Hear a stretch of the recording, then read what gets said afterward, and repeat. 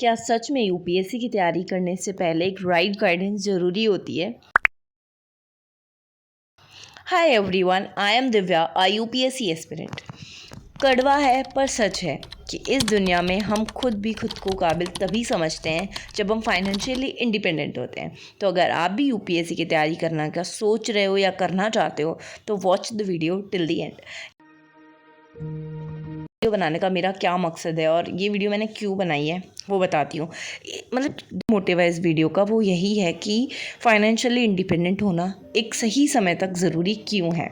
देखो, इसके बाद मैं बताऊंगी कि आपको क्या गलतियां नहीं करनी चाहिए, क्योंकि अगर आप गलतियां करोगे तो क्या क्या आपको चीज़ें स्ट्रगल करनी पड़ेगी। पर सबसे इम्पॉर्टेंट चीज़, क्योंकि एक एस्पिरेंट जो चीज़ें बोलता है ना, वो उन चीज़ों को फेस कर रहा होता है, उसके बाद वो चीज़ें दिल से निकल रही होती है, राइट। तो मैं नहीं चाहूँगी कि कोई भी इस गलती को दोहराए। अभी जस्ट कुछ महीनों पहले मेरे पापा का 50th बर्थडे गया।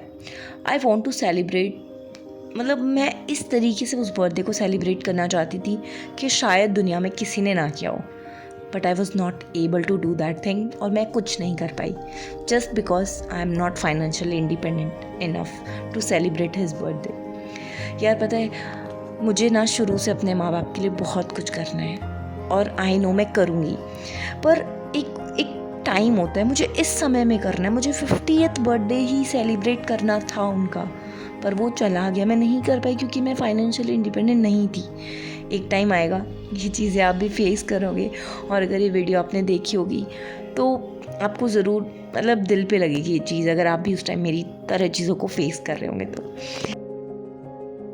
देखो, मुझे ना पर्सनली पता है ऐसा क्यों लगता है कि फाइनेंशियली इंडिपेंडेंट होना ज़रूरी है, क्योंकि ये एग्ज़ाम इतना बड़ा है और इतना अनसर्टेन है कि हमें नहीं पता कि हमारा हो ही जाएगा या फर्स्ट सेकंड थर्ड कौन से अटेम्प्ट में जाके होगा।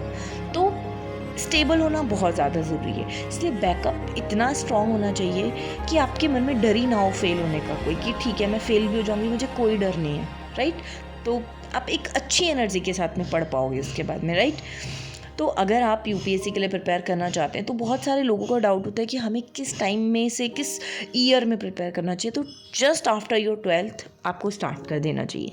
लेकिन उससे पहले एक गलती हम क्या कर देते हैं कि हम सोचते हैं कि सिर्फ ग्रेजुएशन हमें करनी है तो हम किसी भी फील्ड में कर लेते हैं, पर ऐसी गलती कभी मत करना। ग्रेजुएशन उस फील्ड से करना, उस स्ट्रीम से करना जो आपको एक फाइनेंशियली इंडिपेंडेंट इंसान बना के छोड़े, एक स्किलफुल इंसान बना के छोड़े, ताकि जब आप कमाना चाहो आप कमा सको।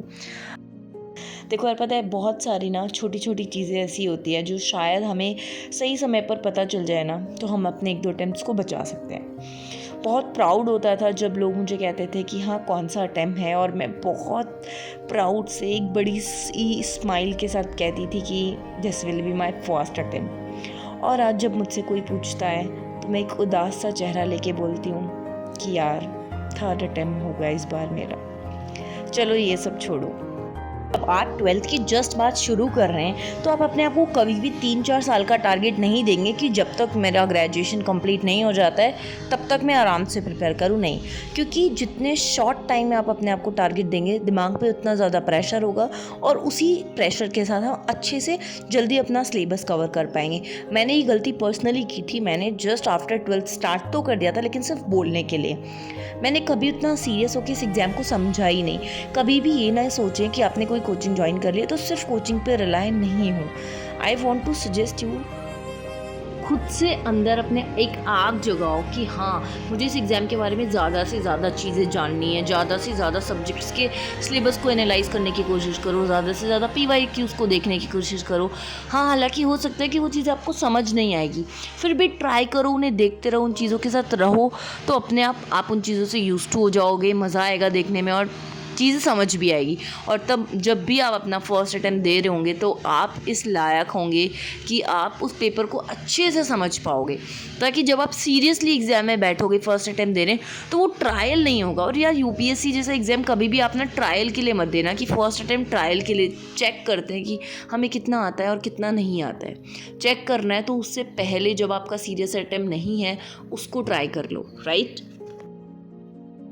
और ये एग्ज़ाम स्मार्ट लोगों के लिए बना है यार, सिर्फ हार्ड वर्क करने से एग्ज़ाम कभी नहीं निकल सकता है। इसीलिए जितनी जल्दी आप जितना ज़्यादा स्मार्ट वर्क करोगे उतनी ही जल्दी आप इस एग्ज़ाम को क्रैक कर पाओगे। ऑफ कोर्स 99% बच्चे फेल होते हैं, तो जो 1% बच्चे हैं वो क्या करते हैं ऐसा, वो बहुत टाइम से अपने आप को वो कह देते हैं टॉपर्स कि हमने सिर्फ 1 साल में प्रिपेयर किया, सिर्फ 2 साल में प्रिपेयर किया, पर वो लोग उनका जो ये ड्रीम होता है वो इसको बहुत टाइम से एनालाइज़ कर रहे होते हैं, टॉपर्स को एनालाइज़ कर रहे होते हैं। और हाँ ठीक है, कुछ % लक भी होता है, बट हमारा लक भी तो हम कुछ नहीं कर सकते ना, वो तो हमारे हाथ में है ही नहीं।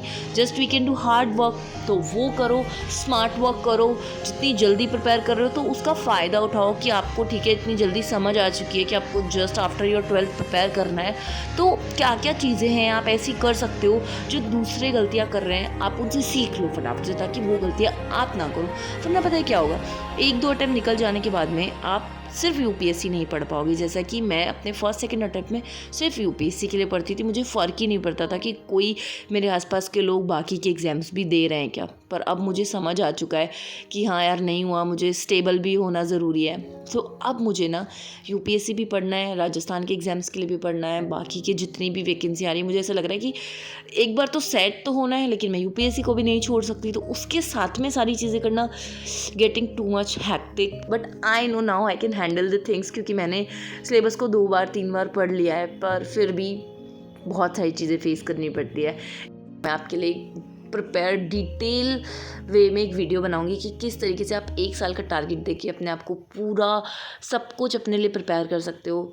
तो अगर आप ऐसा कुछ चाहते हो तो you can tell me in the comment section, तो मैं आपके लिए एक फुल स्ट्रेटजी वीडियो बना दूंगी, ताकि आप जस्ट आफ्टर योर 12th कैसे प्रिपेयर करें, कौन से चैनल्स यूज़फुल हैं यूट्यूब पे फॉर फ्री, मतलब किस चीज़ के लिए आपको कोचिंग की ज़रूरत है, कहाँ कोचिंग की ज़रूरत नहीं है, ये सारी चीज़ें मैं बता दूंगी। तो अगर ऐसे कोई डाउट्स हो तो you can ask me directly in the comment section. Meet you in the next vlog, bye.